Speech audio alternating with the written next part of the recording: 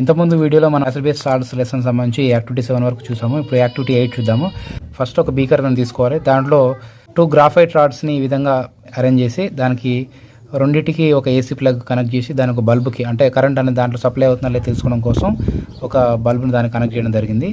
ఇందులో మనం శాంపిల్ సొల్యూషన్స్ని మార్చాల్సి వస్తుంది. శాంపిల్ సొల్యూషన్ అంటే ఏంటి? మనం ఏ సొల్యూషన్ ద్వారా మనకు కండక్టివిటీని టెస్ట్ చేయాలనుకుంటున్నామో ఆ సొల్యూషన్ని మన శాంపిల్ సొల్యూషన్ అంటాం.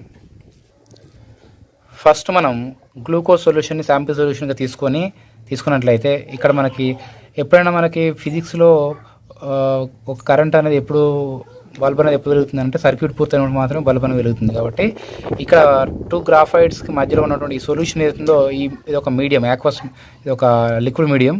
సో ఈ మీడియం అనేది కండక్టెన్స్ నేచర్ దానికి ఉంటేనే ఇక్కడ ఈ బల్బ్ అనేది వెలుగుతుంది. ఇక్కడ అంటే ఈ 2 గ్రాఫైట్స్ని కనెక్ట్ చేయడానికి ఇక్కడ ఉన్న లిక్విడ్ కూడా కండక్టివిటీ నేచర్ ఉన్నటువంటిది అయి ఉంటేనే మనకి సర్క్యూట్ అనేది పూర్తయి బల్బ్ అనేది వెలుగుతుంది. మనం గ్లూకోజ్ తీసుకున్నట్లయితే ఇక్కడ గ్లూకోజ్ సొల్యూషన్ శాంపిల్ సొల్యూషన్ కింద మనం గ్లూకోజ్ సొల్యూషన్ తీసుకున్నట్లయితే ఇక్కడ బల్బ్ అనేది వెలగదు. ఎందుకు బల్బ్ వెలగట్లేదు అంటే గ్లూకోజ్ అనేది అయాన్స్ విడిపోదు, ఎలా ఉందో అలాగే ఉండిపోతుంది. ఒక న్యూట్రల్ సొల్యూషన్ కాబట్టి అది ఎటువంటి కరెంట్ని దీని ద్వారా ప్రసరింపచేయదు. అట్లాగే ఆల్కహాల్ తీసుకున్నట్లయితే ఆల్కహాల్ కూడా దీంట్లో ఎటువంటి అయాన్స్ రిలీజ్ చేయదు, అయనైజేషన్ జరగదు కాబట్టి ఇది కూడా మనకి ఎటువంటి కరెంట్ చూపించదు. కానీ HCl లేదా H2SO4 లాంటి యాసిడ్ని శాంపిల్గా తీసుకున్నట్లయితే ఇక్కడ HCl H2SO4 మాత్రమే కాదు, NaOH లాంటి బేస్ కూడా మనం తీసుకోవచ్చు. ఇక్కడ దీంట్లో NaOH లాంటి సోడియం హైడ్రాక్సైడ్ లాంటి బేస్ కూడా ఏదైనా ఒక యాసిడ్ లేదా బేస్ మనం తీసుకున్నట్లయితే లేదంటే సాల్ట్ కూడా మనం తీసుకోవచ్చు. సో వీటిని యాసిడ్ లేదా బేస్ లేదా సాల్ట్ని మనం దీంట్లో శాంపిల్ సొల్యూషన్గా తీసుకున్నట్లయితే ఆ యాసిడ్ బేస్ సాల్ట్స్ అనేవి ఏమవుతాయంటే అయనైజేషన్ అవుతాయి. ఇక్కడ గ్లూకోజ్ ఆల్కహాల్ లాగా అవి న్యూట్రల్ సొల్యూషన్స్ కావు కాబట్టి అయనైజేషన్ అవుతాయి. అంటే యాసిడ్ ఉందనుకో HCl ఇప్పుడు H+Cl- అయాన్గా మారిపోతుంది. H2SO4 కాస్త H+HS4- అయాన్గా మారిపోతుంది. NaOH లాంటిది అయితేనేమో Na+OH- అయాన్గా మారిపోతుంది. సో ఈ విధంగా మనకి అట్లాగే సాల్ట్ కూడా తీసుకున్నట్లయితే NaCl తీసుకున్నట్లయితే Na+Cl- అయాన్గా మారిపోతుంది. అంటే యాసిడ్స్, బేసెస్, సాల్ట్స్ వీటికి సంబంధించినటువంటి ఆక్వస్ సొల్యూషన్స్ మనం శాంపిల్ సొల్యూషన్గా తీసుకున్నట్లయితే అవి అయోనైజేషన్ జరిగి అయాన్స్గా మారుతాయి అన్నట్టు. సో ఈ అయాన్స్ వల్ల ఏమవుతుంది మనకి ఇక్కడ కండక్టివిటీ అనేది వస్తుంది సొల్యూషన్కి. అందువల్ల 2 గ్రాఫైట్స్ అవుతాన్ని కూడా కనెక్ట్ అయ్యి ఈ సర్క్యూట్ అనేది పూర్తవుతుంది కాబట్టి బల్బ్ అనేది వెలుగుతుంది ఇక్కడ. అంటే ఈ యాక్టివిటీ 8 యొక్క ఉద్దేశం ఏంటి అంటే గ్లూకోజ్ ఆల్కహాల్ లాంటి న్యూట్రల్ సొల్యూషన్స్ అనేవి అయనేషన్ జరగదు కాబట్టి అయాన్స్ రావు కాబట్టి అవి కరెంట్ని ట్రావెల్ చేయనివ్వవు దాని నుంచి. అదే HCl H2SO4 NaOH లేదా NaCl అంటే లాంటి యాసిడ్స్, బేసెస్, సాల్ట్స్ లాంటివి ఏవైతున్నాయో అవి అయనేషన్ అవుతాయి కాబట్టి అయాన్స్ వల్ల ఏమవుతుంది ఇక్కడ కండక్టివిటీ అనేది జరుగుతుంది. దానివల్ల సర్క్యూట్ పూర్తయిపోయి బల్బ్ అనేది వెలుగుతుంది. అంటే దీన్ని బట్టి మనకు అర్థమైంది ఏంటంటే కండక్టివిటీకి కారణం ఏంటి ఇక్కడ అంటే అయాన్స్, అంటే అయనేషన్ ద్వారా వచ్చిన అయాన్సే కండక్టివిటీకి కారణం అనే విషయం దీన్ని బట్టి మనకి తెలుస్తుంది. అలాగే యాక్టివిటీ 9 వచ్చేసి మనం నార్మల్గా ఒక టెస్ట్ ట్యూబ్ తీసుకొని దానికి ఒక కార్కు నుంచి దానికి ఒక డెలివరీ ట్యూబ్ని ఈ విధంగా ఉంచినట్లయితే సో దీని లోపల మనం H2SO4 అంటే యాసిడ్ని తీసుకొని దానికి కొంత సాల్ట్ NaCl లాంటి సాల్ట్ని యాడ్ చేస్తే ఏమవుతుంది? నార్మల్గా మనం యాసిడ్కి బేస్ని యాడ్ చేస్తే సాల్ట్ ప్లస్ వాటర్ అనేది ఫామ్ అవుతుందనే విషయం మనకు తెలుసు. కానీ ఇక్కడ యాసిడ్కి సాల్ట్ని యాడ్ చేస్తే ఏమవుతుంది అని చూస్తే ఇక్కడ యాసిడ్కి H2SO4కి NaCl లాంటి సాల్ట్ అంటే యాసిడ్ 1కి ఒక సాల్ట్ 1 యాడ్ చేస్తే తిరిగి ఇక్కడ డబుల్ డిస్ప్లేస్మెంట్ జరిగి అంటే ఇక్కడ Na అనేది Hతో కానీ అంటే క్యాటయాన్తో కానీ లేదా Cl- అయాన్ SO4- అయాన్తో అయాన్తో కానీ రీప్లేస్మెంట్ జరుగుతుంది. ఇలా జరగగానే డబుల్ డిస్ప్లేస్మెంట్ అని చెప్పేసి అంటాము. జరిగి ఇక్కడ మనకి ఏమొస్తుంది కాంపౌండ్ HCl అండ్ దాంతోపాటుగా Na2SO4 వచ్చింది. అంటే ఇక్కడ HCl మరొక యాసిడ్, మనం తీసుకున్న యాసిడ్ ఏమో సల్ఫ్రిక్ యాసిడ్, మనకు వచ్చిన యాసిడ్ ఏమో హైడ్రోక్లోరిక్ యాసిడ్, మనం తీసుకున్న సాల్ట్ NaCl, మనకు వచ్చిన సాల్ట్ Na2SO4. అంటే ఒక యాసిడ్ని సాల్ట్తో మిక్స్ చేస్తే రియాక్షన్ జరుగుతుందా అంటే జరుగుతుంది. అది మరొక యాసిడ్ సాల్ట్ని ఇస్తుంది. ఇక్కడ రియాక్షన్లో యాసిడ్ ప్రొడ్యూస్ అవుతుందని చెప్పడానికి మనకి ప్రూఫ్ ఏంటి అన్నప్పుడు ఇక్కడ ఒక litmus paper, blue litmus paper మనం తీసుకున్నట్లయితే అయితే డ్రైగా ఉన్న బ్లూ లిట్మస్ పేపర్ తీసుకున్నట్లయితే ఇక్కడ HCl గ్యాస్ వస్తుంది కానీ ఇది డ్రై ఫామ్లో వస్తుంది ఇక్కడ. సో ఈ డ్రై HCl అనేది ఆ డ్రై లిట్మస్ పేపర్ పైన ఎలాంటి ఎఫెక్ట్ను చూపించలేదు. అందువల్ల ఏం చేయాలంటే అయితే HCl అన్న మాయిశ్చర్డ్ ఫామ్లో ఉండాలి, లేదంటే లిట్మస్ పేపర్ అన్న మాయిశ్చర్డ్ ఫామ్లో ఉండాలి. అప్పుడే అది రెండు ఒకదానికి ఒకటి హోల్డ్ అవుతాయి.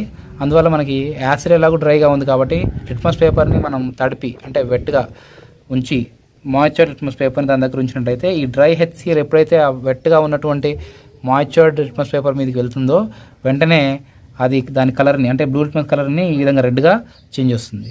అంటే మామూలుగా బ్లూ లిట్మస్ కలర్ని రెడ్గా చేంజ్ చేసేవి ఏంటివి అంటే యాసిడ్స్.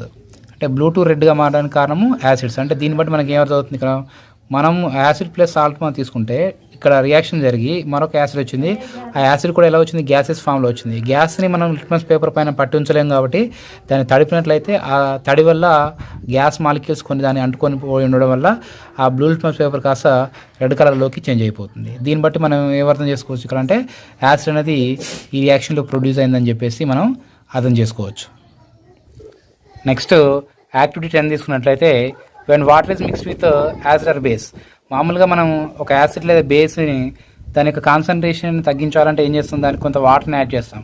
అంటే ఏదైనా యాసిడ్ లేదా బేస్కి వాటర్ మిక్స్ చేయడాన్ని ఆ డైల్యూషన్ ప్రాసెస్ అని చెప్పేసి అంటాం. అంటే డైల్యూషన్ ప్రాసెస్లో యాసిడ్ లేదా బేస్ యొక్క కాన్సన్ట్రేషన్ అనేది తగ్గిపోతుంది అనే విషయం మనకి తెలుసు. అలా ఎందుకు చేయాల్సి వస్తుంది అంటే కొన్నిసార్లు మనం రియాక్షన్ చేసేటప్పుడు కాన్సన్ట్రేటెడ్ యాసిడ్స్ని బేసెస్ని మనం కాన్సన్ట్రేటెడ్ ఫామ్లో ఉన్నప్పుడు ఆ యాసిడ్ని మనం యూజ్ చేస్తే కొంత హార్మ్ఫుల్గా ఉండొచ్చు. దాన్ని డైల్యూటెడ్ ఫామ్లోకి మార్చాలని మనం అనుకున్నట్లయితే దానికి ఏం చేయాలి ప్రాసెస్ అని అంటే మనం మామూలుగా వాటర్ యాడ్ చేస్తే డైల్యూట్ అయిపోతుంది. కాకపోతే ఇక్కడ చూడండి యాసిడ్ని మనం తీసుకొని దానికి వాటర్ని ఎప్పుడు కూడా యాడ్ చేయకూడదు. ఇది wrong process. So we should not add water directly to the acid. డైరెక్ట్గా ఒకేసారి వాటర్ తీసుకొచ్చి యాసిడ్లో పోయకూడదు. అలా పోస్తే మనకి బీకర్ కూడా బ్లాస్ట్ అయిపోయి అంటే ఇది పగిలిపోయే అవకాశం ఉంటుంది, చాలా డేంజరస్. కాబట్టి ఇలా ఎప్పుడు కూడా చేయకూడదు. ఇక్కడ వాటర్నే తీసుకొని వాటర్కి యాసిడ్ కలపాలి, అంటే రివర్స్ ప్రాసెస్ చేయాల్సి ఉంటుంది. అంటే యాసిడ్కి వాటర్ కలపకుండా వాటర్లోనే యాసిడ్ని పోయాలి. అది కూడా ఒకేసారి యాసిడ్ మొత్తాన్ని పోయకూడదు. మనం కొద్దిగా కొంచెం యాసిడ్ని పోయాలి, కొద్దిగా స్టీర్ చేయాలి, కాన్స్టెంట్గా స్టీర్ చేస్తూ మనం యాసిడ్ని కలపాల్సి ఉంటుంది. సో ఇలా కలుపుతున్నప్పుడు ఒక్కోసారి ఈ బీకర్ హీట్ ఎక్కిపోవచ్చు. సో అలా హీట్ ఎక్కినప్పుడు కొద్దిసేపు దాన్ని ఆపి తర్వాత మళ్ళీ కొంచెం కూల్ అయిన తర్వాతనే యాసిడ్ని కలపాలి, కానీ అలా హీట్ ఉన్నప్పుడు అలాగే కలపకూడదు.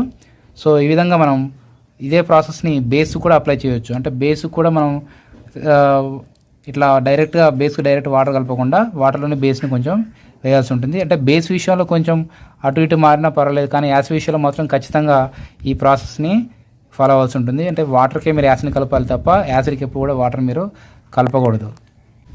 Next strength of acid or base. Strength అంటే ఏంటి, యాసిడ్ కొన్ని స్ట్రాంగ్ యాసిడ్స్ ఉంటాయి, కొన్ని వీక్ యాసిడ్స్ ఉంటాయి. అట్లాగే స్ట్రెంగ్త్ ఆఫ్ బేస్ అంటే కొన్ని బేసెస్ స్ట్రాంగ్ బేస్ ఉంటాయి, కొన్ని వీక్ బేస్ ఉంటాయి. సో ఈ విషయం మనకు ఆల్రెడీ తెలుసు. ఎలా తెలుస్తుంది మనకి strong acid weak acid strong బేసా వీక్ బేసా అనేది అంటే స్ట్రాంగ్ యాసిడ్ వాటర్లో ఈజీగా అయనైజ్ అయిపోయి ఎక్కువ అయాన్స్ ఫామ్ చేస్తుంది, ఎక్కువ H+ అయాన్స్ ఇస్తుంది, ఈజీగా ఇస్తుంది. ఏవైతే H+ అయాన్ని వాటర్లో ఈజీగా ఇస్తాయో, ఫాస్ట్గా ఇస్తాయో, ఎక్కువ క్వాంటిటీలో ఇస్తాయో దాన్ని మనం స్ట్రాంగ్ యాసిడ్ అని చెప్పేసి, తక్కువ ఇస్తాయో వాటిని వీక్ యాసిడ్ అని చెప్పేసి ఉంటాము. అట్లాగే వాటర్లో OH- అయాన్స్ని ఫాస్ట్గా ఎక్కువగా ఇచ్చేటువంటి వాటిని స్ట్రాంగ్ బేస్ అని, తక్కువ ఇచ్చే వాటిని వీక్ బేస్ అని, స్లోగా ఇచ్చే వాటిని వీక్ బేస్ అని కూడా మనం పిలవడం జరుగుతుంది. ఇక్కడ ఇంతకుముందు ఆల్రెడీ ఇలాంటి యాక్టివిటీ చూసాము ఇది. సో ఇది glucose plus alcohol plus acid తోటి యాక్టివిటీ మనం చూసాం. గ్లూకో ఆల్కహాల్ కండక్టివిటీ చూపించలేవు కాబట్టి అవి ఏంటి న్యూట్రల్ కాంపౌండ్స్ అని, యాసిడ్స్ ఆర్ బేస్ అనేవి కండక్టివిటీ చూపిస్తాయని చెప్పేసి మనం ఇంతకుముందు చూసాము. సేమ్ అదే యాక్టివిటీ అదే డయాగ్రామ్ మనం ఇప్పుడు తీసుకోవడం జరిగింది. సో సేమ్ అదే డయాగ్రామ్లో మనకి ఇక్కడ ఏంటంటే 2 గ్రాఫైట్ రాట్లు తీసుకొని దాన్ని ఇక్కడ బీకర్లో ఉంచి ఇక్కడ సొల్యూషన్ ఏంటంటే స్ట్రాంగ్ యాసిడ్ లేదా స్ట్రాంగ్ బేస్ని మనం దీంట్లో తీసుకున్నట్లయితే మనకు ఆల్రెడీ తెలుసు యాసిడ్ లేదా బేస్ మనం తీసుకున్నట్లయితే ఖచ్చితంగా ఈ బల్బ్ అనేది బ్రైట్నెస్ అనేది చూపిస్తుంది, అంటే వెలుగుతుంది అనే విషయం మనకు తెలుసు. ఎందుకంటే యాసిడ్లో H+ అయాన్స్, బేస్లో OH- అయాన్స్, అంటే అయనేషన్ అనేది జరుగుతుందనే విషయం మనకు తెలుసు. ఇక్కడ స్ట్రాంగ్ యాసిడ్ లేదా స్ట్రాంగ్ బేస్ అనేది మీడియంగా మనం తీసుకున్నట్లయితే ఈ బల్బ్ అనే యొక్క బ్రైట్నెస్ అనేది చాలా చాలా ఎక్కువ ఉంటుంది.